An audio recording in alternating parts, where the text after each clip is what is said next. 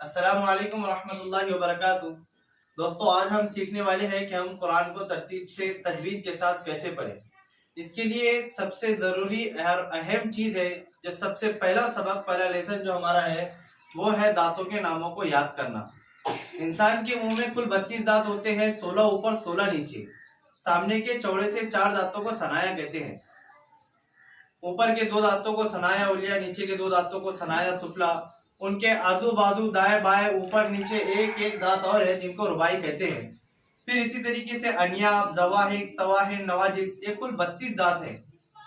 इन दांतों के नामों को याद करने के बाद में जो हमारा दूसरा सबक है, वो है हमको मखारिज का याद करना। अलिफ का मखरज, जैसे कि मखारिज किसे कहते हैं, पहले उसकी तारीफ को सुन ले। मखारिज कहते किसे हैं? मखरज उसको कहते हैं, मखरज की तारीफ यह है कि हर लफ्ज को उसकी सिफात के साथ, हर हर्फ को उसकी सिफात के साथ अदा करने को मखरज कहते हैं। यानी जहां से उसके निकलने की जगह है, मखारिज निकलने की जगह, जहां से मखरज निकलता है वहां से उसको निकालें। मिसाल से बात समझ में आती। ता का मखरज अगर हमको याद है कि ता का मखरज जबान की नोक, सनाया उलिया की जड़, तो हम पढ़ते वक्त में वो मखरज उसका निकालेंगे और उसको सही तरीके से अदा करेंगे, निकालेंगे। जैसे ता का मखरज है जबान की नोक, और जबान की नोक हमारी ये है, ये जबान की नोक और ऊपर के सामने की जो दांत है उसकी जड़, वहां पे जबान की नोक लग रही ता। स्क्रीन पर आपको इसकी एक फोटो भी आ रही होगी, आप उसको बगैर देखे भी और समझे भी। ता का मखरज जबान की नोक, सनाया उलिया की जड़। सा का मखरज जबान की नोक, सनाया उलिया का किनारा। इस तरीके से अलिफ से लेकर या तक कुल 29 लफ्ज है, जिनको हम हुरूफ तहजी कहते हैं। अलिफ बा उनका नाम नहीं, उनका नाम क्या है? उनका नाम है हुरूफ तहजी। उन अलिफ से लेकर या तक मखारिज को हमको याद करना जरूरी है। पहला काम हमारा क्या, हमको दांतों के नाम याद करना है। दूसरा काम है हमारा कि हमको क्या करना है, मखारिज को याद करना है। अब उसके बाद जो है हम तख्ती नंबर 1 पर आते हैं। तख्ती नंबर 1 पर हमको बताया गया, तख्ती नंबर 1 मुफर्रदात। हमको ये समझ आया कि मुफर्रदात कहते किसे हैं। अलग अलग हुर्फों को मुफर्रदात कहते हैं।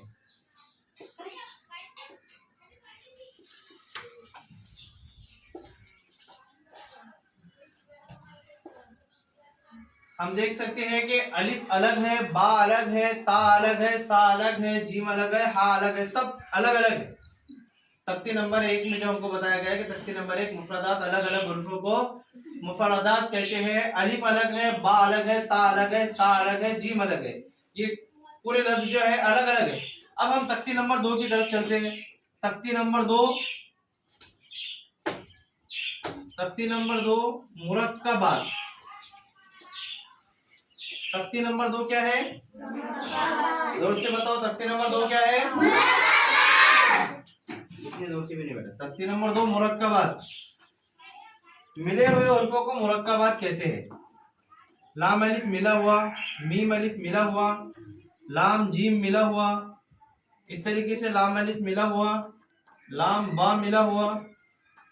ये लफ्ज जो है ये मिले हुए हैं। मुरक्कबात के माना मिले हुए हुर्फों को मुरक्कबात कहते हैं। बहुत तख्ती नंबर 1 और तख्ती नंबर 2 बहुत आसान है, बस इसको समझने की जरूरत है कि तख्ती नंबर 1 में जो है हमको बताया गया है कि लफ्ज अलग अलग होते हैं मुफर्रदात के माना, और तख्ती नंबर 2 में मुरक्कबात, मिले हुए लफ्जों को मुरक्कबात कहते हैं।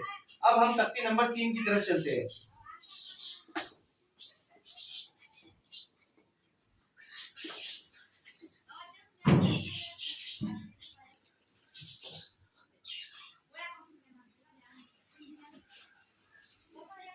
तख्ती नंबर 3,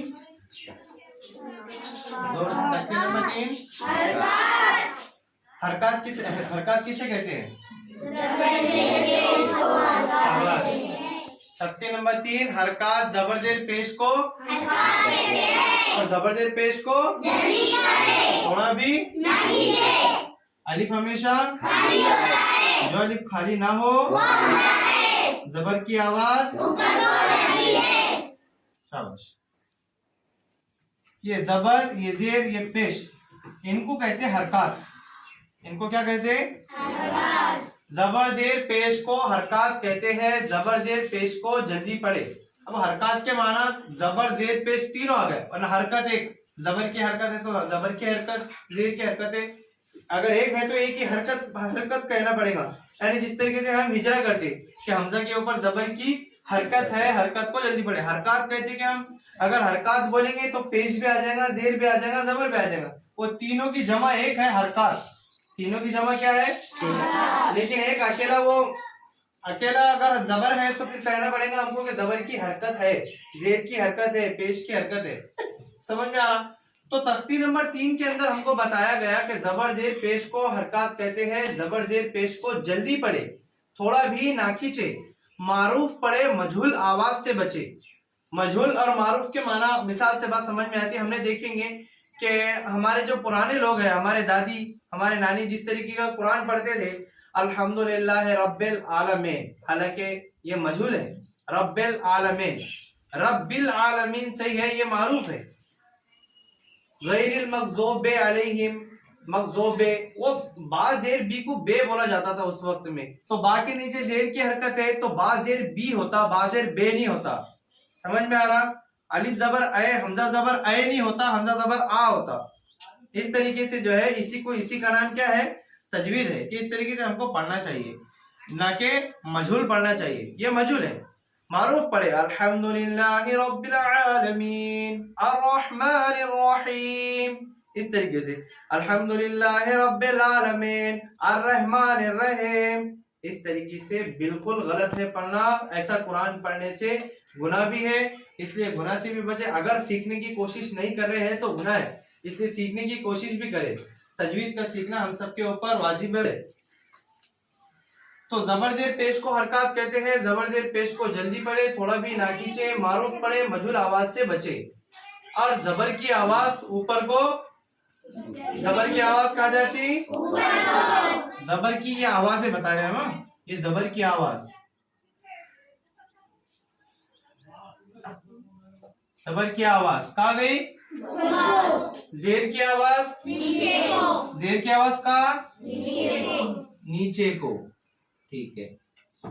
ये जेर की आवाज नीचे को, पेश की आवाज आगे को, पेश की आवाज आगे को, सही है, पेश की आवाज आगे को जाती है, ठीक है। ये पेश की आवाज आगे को। जबर जेर पेश के तख्ती नंबर 3 तक आज हमने सीखा कि हमको तख्ती नंबर 3 इस तरीके से पढ़ना है। अब तख्ती हमने अच्छी तरह याद कर लिए। याद करना मकसद नहीं है, उसको समझ लेना मकसद है। बस उसको समझ जाए कि इसमें हमको बताया क्या गया। मजमून, तख्ती जो है वो एक मजमून है, वो पूरे नीचे का जो लेसन, नीचे का जो सबक है उसको पूरा निचोड़ तख्ती में है। अब तख्ती नंबर 3 को खूब अच्छी तरह समझिए कि हमको इस सबक को पढ़ना कैसे है। अब उसका हिजरा आता है। अब यहाँ पर अलिफ के हमजा के ऊपर जबर की हरकत है। अब जो अलिफ खाली ना हो वो हमजा है, अब ये हमजा हो जाएगा, ये अलिफ नहीं होगा। अक्सर लोग बोलते हैं अलिफ जबर आ, क्या कहते हैं? अलिफ जबर आ, लेकिन है क्या ये? हमजा जबर आ, हमजा जबर आ, बा जबर बा,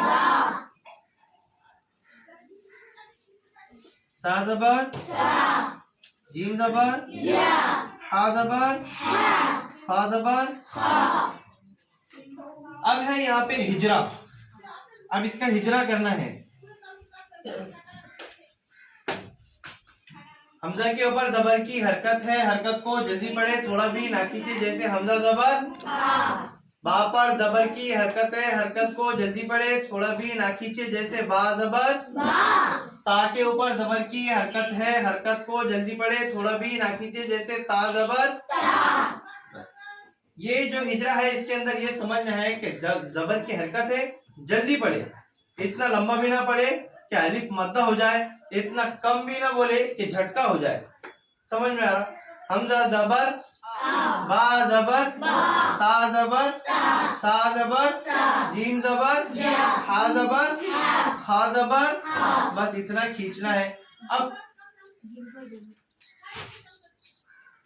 तख्ती नंबर 4 जो है इंशाल्लाह तख्ती नंबर 4 से ये सबक कर लिया जाएगा।